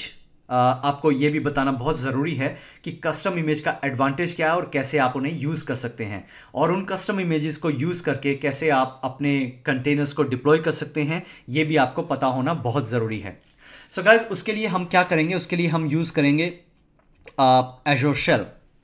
So Azure shell को मैंने यहाँ पर ऑन किया है। एंड या वन इंटरेस्टिंग थिंग गाइज, क्या आपको पता है ये एज़्योर शेल भी एक कंटेनर है। Do you know that? So I am sure कि आपको इसके बारे में आइडिया नहीं होगा अभी, राइट? लेकिन जस्ट टू शो यू कि कहाँ से आप ये डबल कंफर्म कर सकते हैं, पहले मुझे बैश में जाने दीजिए, पावरशेल बैश में। वहाँ पर मैं आपको बताने की कोशिश करूँगा। अगर आप टाइप करते हैं uname space -a, press enter, so you can find out कि ये जो बैश आपका चल रहा है ये यूबंटू बेस्ड इमेज पे चल रहा है, राइट? एंड माइक्रोसॉफ्ट डेवलपर्स ने क्या किया है, इस उबंटू के इमेज को लेकर उन्होंने ये इमेज तैयार की है और उसे डायरेक्टली एम्बेड किया है हमारे पोर्टल में। सो जैसे कोई भी बैश शेल को मतलब क्लिक करेगा या उसे चलाने की कोशिश करेगा, ऑटोमेटिकली आपके सामने जितनी कमांड्स जो ऐड की गई हैं इस पर्टिकुलर कंटेनर में वो आपको रन होनी शुरू हो जाएगी, आप उसे यूज़ कर सकते हो। सो या it just asking for reconnect, and guys ये कभी कभी होता है, सो don't worry. But I think you understood, right, कि जो हमारे माइक्रोसॉफ्ट एज़्योर में जितनी सर्विसेज चल रही हैं, आपको कहीं ना कहीं देखने को मिलेगी कि कुछ हमारी जो सर्विसेज हैं वो हमारी ऑलरेडी कंटेनर्स पे चल रही हैं। तो ये आपको कन्फ्यूजन आपको नहीं होना चाहिए, राइट? सो सबसे पहले अगर आपको कस्टम इमेज बनानी है तो हमें एक कस्टम इमेज चाहिए या फिर एक इमेज चाहिए जिसको हम क्लोन करेंगे और फिर उसे हम मॉडिफाई करेंगे, ऑलराइट? सो उसको करने के लिए सबसे पहला हमारे पास क्या होगा कि हमें एज़्योर सब्सक्रिप्शन में, मतलब हमारा जो एज़्योर सब्सक्रिप्शन है, पहले हमें वहाँ जाना पड़ेगा, हमें राइट सब्सक्रिप्शन चूज़ करना पड़ेगा, अदरवाइज वो हमें अलाउ नहीं करेगा कॉन्फ़िगर करने के लिए। सो सबसे पहले हम क्या करेंगे कि जो हमारा करेक्ट सब्सक्रिप्शन है वो हम यहाँ पर चूज़ करेंगे। ऑलराइट ये दोबारा से क्लाउड शेल हमारा टाइम्ड आउट हो गया, मैं रिकनेक्ट कर रहा हूँ। उसी दौरान मैं क्या करता हूँ, मैं यहाँ पर एक जो हमारी कमांड है, और गाइस एक्चुअली मैंने ये कस्टम इमेज कैसे बिल्ड करना है स्टेप बाय स्टेप, उसका मैंने एक स्क्रिप्ट बनाया है, मैं आप लोगों के लिए गूगल लिंक पे अपलोड कर दूंगा। You can get all these commands from there as well, right? So don't need to worry. So सबसे पहला स्टेप हमारा यहाँ पे क्या है, हमारा यहाँ पे करेक्ट सब्सक्रिप्शन चूज़ करना है जो हम यहाँ पर डिप्लॉयमेंट करना चाहते हैं हमारे कंटेनर, जो कस्टम इमेज हम बनाना चाहते हैं उसके लिए। सो मैं यहाँ पर चूज़ कर रहा हूँ ये। उसके बाद हमारा दूसरा है, यहाँ पर हमें कॉन्टेक्स्ट सेट करना पड़ेगा एज़्योर सब्सक्रिप्शन का। So obviously this is the next command जिससे हमारा यहाँ पर इंश्योर होगा कि हम करेक्ट हमारे सब्सक्रिप्शन में हैं। उसके बाद गाइज हमारा जो नेक्स्ट स्टेप होगा वो होगा ये कमांड जो हम यूज़ करेंगे, git space clone. So basically हम क्या कर रहे हैं इस कमांड से, पहली बात तो ये जो लिंक है https://github.com/azure-sample, अगर आप इस पर्टिकुलर लोकेशन पे जाएंगे तो आपको वहाँ पर कुछ सैम्पल्स देखने को मिलेंगे जो हमारी डॉकर फाइल जो भी अभी हमने एक नया आपको याद होगा कि अभी हमने एक नया कंटेनर बनाया था, तो वो जो सैम्पल इमेजेस है वो वहाँ पर लोकेटेड हैं और वहाँ से हमने वो क्रिएट की थी। तो बेसिकली ये कमांड क्या करेगी, ये वहाँ पे वो जो सैम्पल है उसको यूज़ करके उसका क्लोन, उसको कॉपी कर देगी एक हमारी डायरेक्टरी में, ताकि हम उसे यूज़ कर पाएँ उस एप्लीकेशन को, और उसमें अगर हमने कोई मॉडिफिकेशन करनी है हम वो कर पाएँ। डोंट वरी, मैं आपको थोड़ा सा अच्छे से बताऊंगा अच्छे से, but right now just remember कि ये कमांड आपको क्लोन बनाने का या एक तरह से कॉपी करने की, वो जो हमारी जो एप्लीकेशन है हमारी कंटेनर के लिए इमेज है उसको कॉपी करने के लिए हमारी डायरेक्टरी में वो हमें अलाउ करेगा इस कमांड से। सो मैं यहाँ पर एंटर करता हूँ तो obviously it start cloning this particular image जो भी हमारी .git से है। कमांड काफ़ी सिंपल है, बट आपको बस ये पता होना चाहिए कि आपकी इमेज एक्चुअली किस लोकेशन पे एक्सेसिबल है, और मेक श्योर वो पब्लिकली एक्सेसिबल हो, क्योंकि अगर वो प्राइवेटली एक्सेसिबल होगी तो maybe it required some permission and all sort of stuff. I think आपको आइडिया लग ही जाएगा। So yeah we need to wait for some time, क्योंकि वैसे इतना टाइम लगता नहीं है। It start creating cloning immediately, but for some reason it taking some time, it which is absolutely fine, कोई प्रॉब्लम नहीं है। सो थोड़ा सा वेट करते हैं और उसके साथ साथ थोड़ा बात करते हैं कि बेसिकली कंटेनर को ये कस्टम इमेज बना के हमारा क्या फ़ायदा होगा। सो गाइज, ये मैं इसलिए बता रहा हूँ कि अगर आपको लगता है कि एक वेब सर्वर ऑलरेडी डिप्लॉयड है, जैसे अभी हमने एक ऐप को डिप्लॉय किया, राइट, तो उसका वेब सर्वर ऑलरेडी डिप्लॉय था, करेक्ट। सो बेसिकली अगर आप कुछ मॉडिफाई करना चाहते हैं, कुछ इन्फॉर्मेशन ऐड करना चाहते हैं, कुछ सब्ट्रैक्ट करना चाहते हैं, आप ये क्लोन करके उसे कर सकते हैं। और अगर आपकी कस्टम इमेज डिप्लॉय होगी तो वो आपके लिए आसान होगा उसे फाइनलाइज करने के लिए, उसको कंटेनर में डिप्लॉय करने के लिए। So I will show you in a minute, but या ये थोड़ा सा ज़्यादा टाइम ले रहा है, तो देखते हैं कि क्या प्रॉब्लम है इसमें। कोई प्रॉब्लम नहीं थी गाइस मैंने जस्ट LSDIR करके रिफ़्रेश किया था इसको, और रिफ़्रेश करके जब दोबारा मैंने कमांड चलाई तो इस बार वो चल पड़ी, तो इसने क्लोन बना लिया। बिकॉज जैसा मैंने कहा था, it won't take much time, I think 1 second और 2 सेकेंड मैक्सिमम, इतना टाइम लगता है। तो क्लोन उसने बना लिया, और अब उसे डबल कंफर्म करते हैं कि क्लोन बना कहाँ है, वो एप्लीकेशन हमारी आई कहाँ पर है।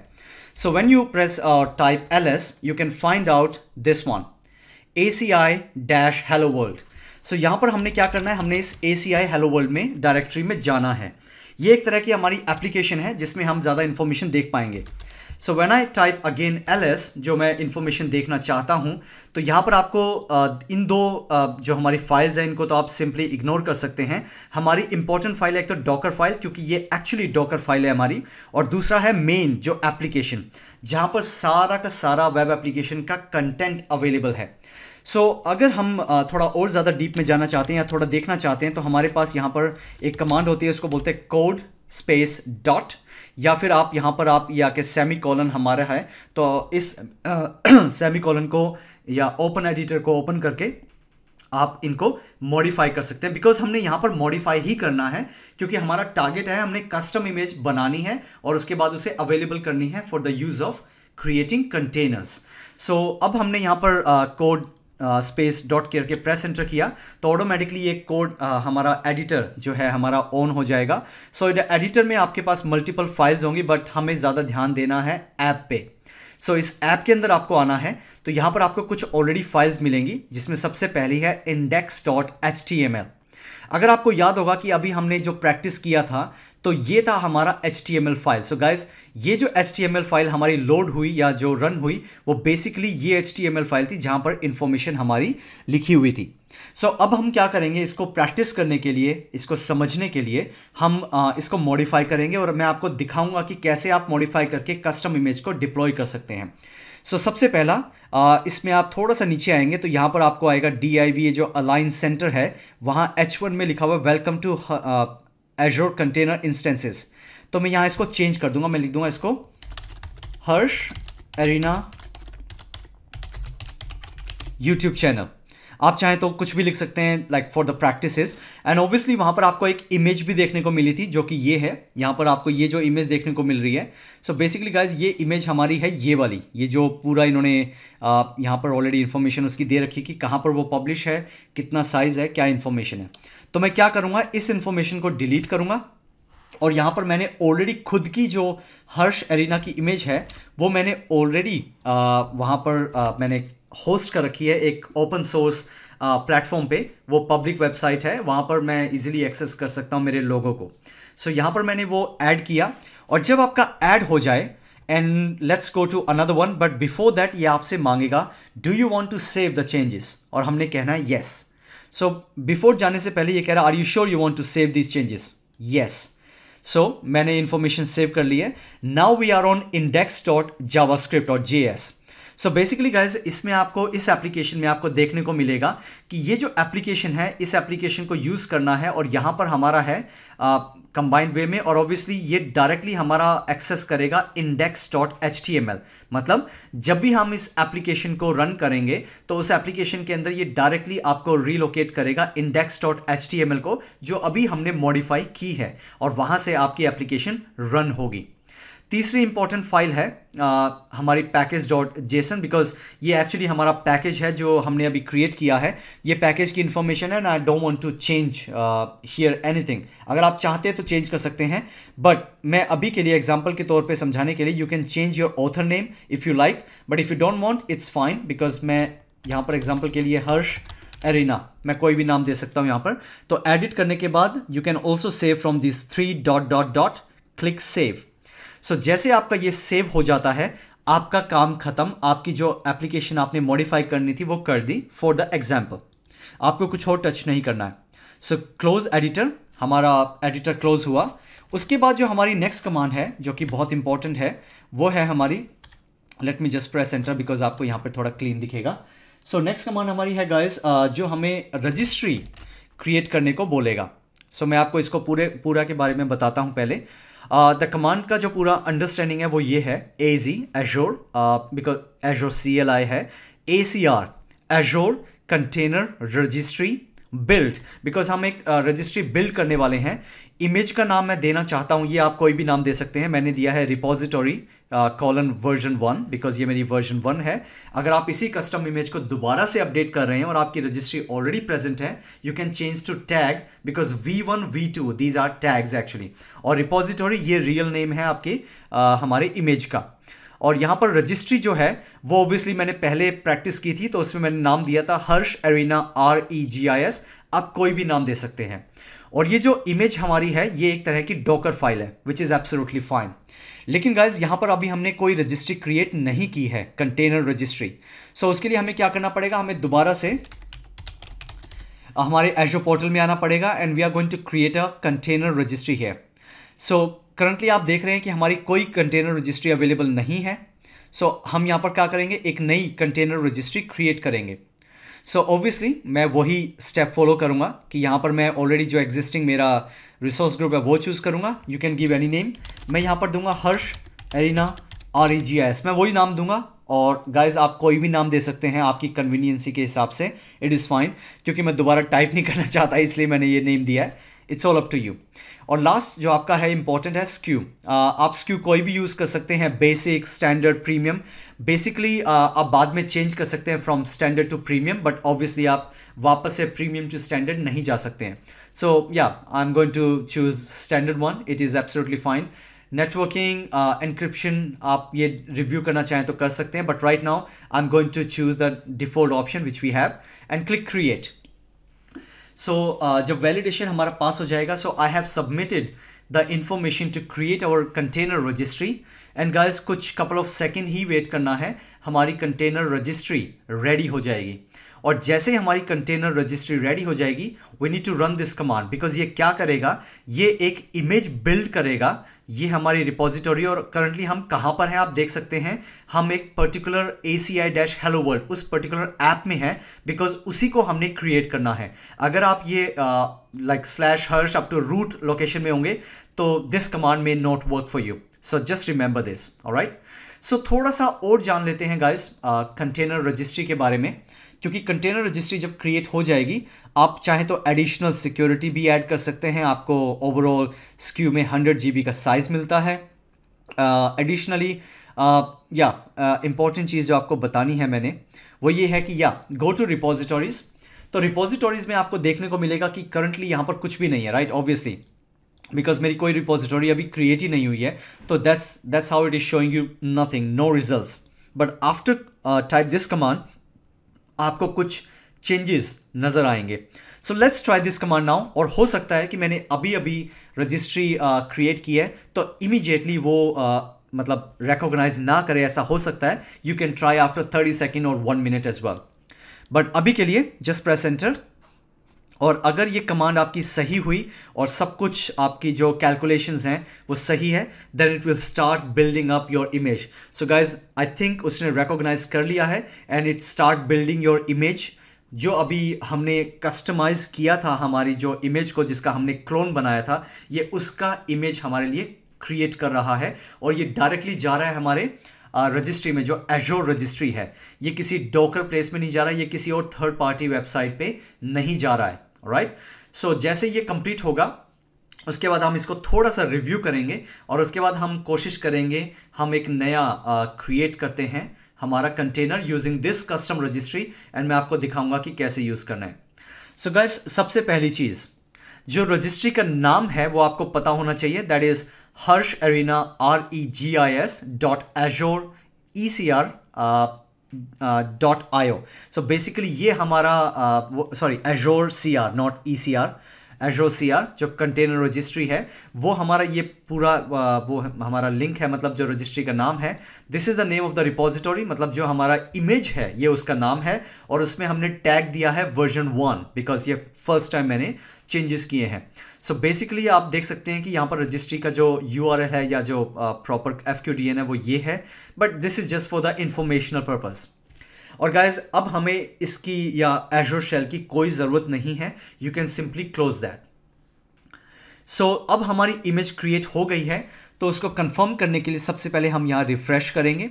So click refresh. ओह वाह, 404 नॉट फाउंड। ये होता है guys for the trouble shooting purpose. एक बहुत बड़ी ट्रबल शूटिंग करनी है, रिफ्रेश करना है पेज को। That's all. सो मैंने एक इंग्लिश वीडियो भी बनाई थी इसी की, तो गाइज उसमें कुछ प्रॉब्लम आई थी। आप चाहें तो उसे भी देख सकते हैं कि किस तरह से आपको ट्रबल शूटिंग करनी है step by step. So anyway, repository में आएंगे तो हम यहाँ देखने को मिलेगा हमारी इमेज का नाम है रिपोजिटरी। और रिपोजिटरी में अगर मैं यहाँ जाऊँगा तो यहाँ हमारा ऑलरेडी टैग हमारा क्रिएटेड है वर्जन 1। सो जब वर्जन 1 में जाऊंगा तो यहाँ पर हमारी पूरी इन्फॉर्मेशन अवेलेबल होगी जो भी हमने अभी क्रिएट किया है। ऑलराइट, सो एक और इम्पॉर्टेंट चीज़ है जो आपको मैं बताना चाहता हूँ गाइस, कि जो डॉकर पुल कमांड है, यहाँ पर अभी हमने जो हमारा ये इमेज हमने डिप्लॉय की है वो हमने की है मतलब हमारे एजोर पे। तो हमें सिर्फ याद रखना है ये वाला पाथ, हर्ष एरिना REGIS.azure.io/repository:version1। अगर आपने फॉर एग्जांपल आप कहीं और इस इमेज को यूज करके आप कंटेनर को डिप्लॉय करना चाहते हैं, then you have to use this complete command including docker pull. जैसा मैंने आपको बताया था, एजोर कंटेनर रजिस्ट्रीज एक तरह से ओपन कंटेनर रजिस्ट्री प्लेस है जहां पर आप अपनी कस्टम रजिस्ट्री ऐड कर सकते हैं और later you can use anywhere you want. So guys, बताने का मतलब ये है, सिमिलरली अगर डॉकर प्लेटफॉर्म पे आपने अगर कोई इमेज क्रिएट की है, सो इस प्लेटफॉर्म से अगर आप एजोर में इसे डिप्लॉय करना चाहेंगे तो देयर इज अ कमांड, या फिर आपको वहां पर उसके आगे लिखना पड़ेगा डॉकर पुल। लेकिन राइट नाउ हमने ये रजिस्ट्री में, मतलब हमारी जो अभी हम कस्टम इमेज को यूज़ करना चाहते हैं वो हमारी एजोर रजिस्ट्री में है, एजोर कंटेनर रजिस्ट्री में है। तो इसीलिए हमें ये डॉकर पुल करने की ज़रूरत नहीं है, because it will automatically recognise for us. Let me show you how.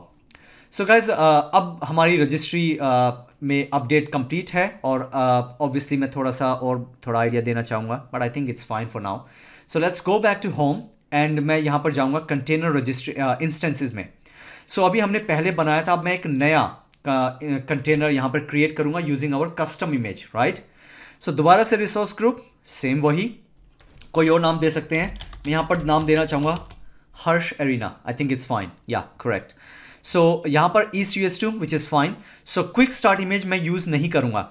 अगर मैंने आपको बताया अगर डॉकर में, मतलब जो वेबसाइट में बता रहा था, अगर वहाँ पर आपको पब्लिकली अवेलेबल है तो आपको पूरा लिंक देना है, जैसे यहाँ पर उन्होंने एग्जाम्पल के बेस पे दिया हुआ है, और आपको बताना है कि वो किस टाइप का आपका OS है, वेदर इट इज़ विंडोज़ और लिनक्स।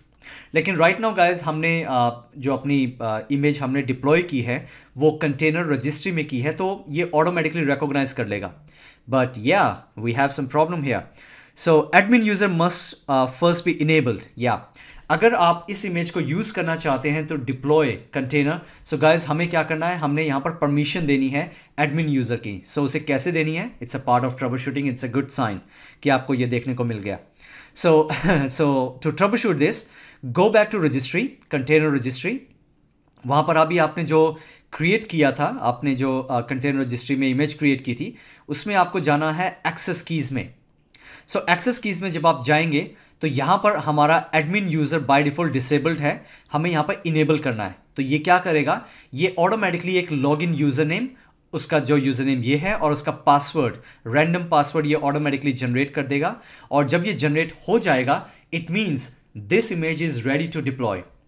सो या मैं दोबारा से एक बार डबल कंफर्म कर लेता हूँ कि ये प्रॉपरली डिप्लॉय हुई है या नहीं। Yes, it has been deployed. So now go back to container instances और दोबारा से हम एक नया, मतलब जो अभी हम बना रहे थे, मैं दोबारा से उसी को फुलफिल करता हूँ। हर्ष अरीना, जो ठीक है, एजोर कंट, yeah this time you guys can see it has automatically recognise. यहाँ पर अगर आपके पास मल्टीपल रजिस्ट्रीज हैं, कंटेनर रजिस्ट्रीज हैं, उसकी इन्फॉर्मेशन देख सकते हैं। यहाँ पर जो इमेज का नाम है आप वो देख सकते हैं, और जो भी आपके कस्टम इमेज टैग है, फॉर एग्जांपल अभी तो हमने वर्जन 1 यूज़ किया है, लेकिन उसी सेम जो सैम्पल इमेज है आप उसमें कुछ और मॉडिफाई करते हैं, उसको आप वर्जन 2 देना चाहते हैं, आप वो भी देख सकते हैं। सो बेसिकली इस तरीके से आप राइट इमेज चूज़ कर सकते हैं, और इमेज चूज़ करके the second step obviously networking. So यहाँ पर हमने DNS लेबल देना है जैसे हमने इनिशियली दिया था। सो ये कंप्लीट नेम हो जाएगा harsharina.eastus2.azurecontainer.io, राइट। सो ये इन्फॉर्मेशन देने के बाद आई think it's all good. Now click just review and create, और जब वैलिडेशन पास हो जाएगा हमें सिंपली क्रिएट पे क्लिक करना है। सो गाइज क्रिएट पे क्लिक करने के बाद आपको पता ही है थोड़ा सा टाइम हमने वेट करना है, and our container is ready to use. I think हम थोड़ा डिस्कशन ही कर लेते हैं। सो गाइज ओवरऑल बताने का मतलब ये कि now you can see the differences between if you deploy a virtual machine, तो उसमें कितना टाइम लगता है। पहले वर्चुअल मशीन क्रिएट करो, फिर वो ऑपरेटिंग सिस्टम इंस्टॉल करेगा, फिर वो बूट अप होगा, उसके बाद हम डेवलपमेंट कर पाएंगे या फिर कोई वेब एप्लीकेशन का कोई भी काम या उसे लॉन्च कर पाएंगे। लेकिन कंटेनर में just click container, web app deployed, done. मतलब कितना फास्ट है, और इसीलिए इसे फ्लेक्सिबल एंड ओवरऑल स्मार्ट और इंडिपेंडेंटली इसे आप मैनेज कर सकते हैं। It's very very good. And यहाँ पर अगर आप समझने की कोशिश करें तो माइक्रोसॉफ्ट ने एक प्लेटफॉर्म, OS प्लेटफॉर्म डिप्लॉय किया हुआ है। वी डोंट नो, मैंने आपको बताया था, हमें नहीं पता वो लिनक्स फ्लेवर है कि नहीं है, लेकिन हमने सिर्फ करना क्या है, हमने सिर्फ कंटेनर डिप्लॉय करना शुरू करना है, that's it. It doesn't matter वो विंडोज़ कंटेनर है, बिकॉज उसमें सारी डिपेंडेंसीज, सारे के सारे जो कंपोनेंट्स रिक्वायर्ड हैं उस पर्टिकुलर एप्लीकेशन के, वो ऑलरेडी अवेलेबल हैं और इंस्टॉल्ड हैं। तो हमें किसी चीज़ की वरी की ज़रूरत नहीं है। You can simply start modifying और developing those different containers, create custom image and job done. So as an example guys, हमारी डिप्लॉयमेंट काफ़ी जल्दी फिनिश हो गई यहाँ पे। सो अब हम गो टू रिसोर्स जाते हैं और इस रिसोर्स को हम एक्सेस करने की कोशिश करते हैं same with the same way. मैं प्रॉपर्टीज़ में जाकर यहाँ पर IP एड्रेस मैं यहाँ पर ये कॉपी करूँगा और मैं इसे एक्सेस करूँगा, बिकॉज पहले आपको देखने को मिला था कि यहाँ पर लिखा हुआ था welcome to Azure container instances. अब देखते हैं कि जो कस्टम इमेज हमने बनाई उससे हमें क्या देखने को मिलेगा। Wow, I mean look at that guys. मतलब यही मैं आपको बताना चाह रहा था कि कितना आसान है कि वेब ऐप के अंदर थोड़ी सी मॉडिफिकेशन की, और अगर आप डेवलपर हो और आपको HTML बहुत अच्छे से आती है, मुझे बहुत अच्छे से नहीं आती है, तो आप खुद समझ सकते हो कि कितना फास्ट आप ये प्रोसेस कर सकते हो और आप अपने कंटेनर्स में, मतलब अपनी वेबसाइट को कितनी जल्दी लॉन्च कर सकते हो। You have the public IP address, you have obviously अगर आप FQDN में जाना चाहेंगे तो you can get your FQDN as well here. So FQDN को कॉपी कीजिए और यहाँ पर जाइए। You can also run your application via oh sorry, Harsh नहीं आया उसके अंदर। So let me just type Harsh, press enter, yeah, it should work. So it's a public website at the moment for me, and my web application has been deployed successfully. So guys, आपको I think काफ़ी कुछ समझ आया होगा कि container क्या है, उसे कैसे यूज़ करना है और उसे कैसे हम डिप्लॉय कर सकते हैं। राइट। सो मैं बस आपको यही एक आइडिया देना चाहता, because in AZ900 you just need to understand the concept, you need to know how to actually deploy this containers in a quick time. और मैंने यहाँ पर थोड़ा एडिशनल बता दिया कि अगर आप कस्टम इमेज डिप्लॉय करना चाहते हैं, how you can do that. So हमारा ये सारा कुछ कवर हो गया और आई थिंक आपको काफ़ी कुछ समझ भी आ गया होगा इसके अंदर, right. So yeah guys, I mean that to be all for today, and I hope you find this video helpful and quite informative. और guys, वीडियो को फिनिश करने से पहले मैं कुछ एडिशनल इन्फॉर्मेशन देना चाहूँगा। एक कि मैं चाइना छोड़ रहा हूँ and I am coming back to India after 10 years। So guys कुछ रैप अप चल रहा है घर में, तो आप समझ सकते हैं मैं 10 साल से रह रहा हूँ तो मेरा कितना सारा सामान होगा। So you can expect a little bit slow upload response from my side, and please don't mind. मैं कोशिश अभी भी करूँगा कि मैं चाहे दिन हो या रात हो, मैं आपको जल्दी से जल्दी वीडियोज़ प्रोवाइड करवाऊँ, बट अगर आपको थोड़ा डिले देखने को मिले प्लीज़ डोंट माइंड। और उसके साथ साथ मैं नेक्स्ट वीक में मैक्सिमम अप टू फाइनली मैंने डिसाइड किया वेडनेसडे, उससे पहले ही मैं अपने हर्ष एरिना जो हमारा फेसबुक जो फैन पेज है वहाँ पर और ट्विटर पे मैं MS टीम्स की डिटेल डालूंगा। And I request you all please join me, ताकि हम ज़्यादा से ज़्यादा डिस्कस कर पाएँ और थोड़ा समझ पाएँ कि आपके क्या क्वेश्चंस हैं और आप क्या पूछना चाहते हैं, आप कैसे अपने करियर को ज़्यादा बूस्ट कर सकते हैं, आपके पास क्या और दूसरे क्वेश्चंस हैं मेरे लिए, तो हम वो सारे डिस्कस कर पाएंगे। Alright guys, so yeah, that is all I want to share with you in this video. I hope once again you find this video informative and helpful. अभी भी guys इंडिया में कोरोना वायरस ठीक नहीं हुआ है, and I request and recommend you to please take care of yourself, अपनी family का, और इवन वर्ल्ड में जितने भी लोग इस वीडियो को देख रहे हैं प्लीज़ अब अपनी फैमिली का ध्यान रखिए। I'll see you in the next video. Till then, please take care. Have a good time. Peace.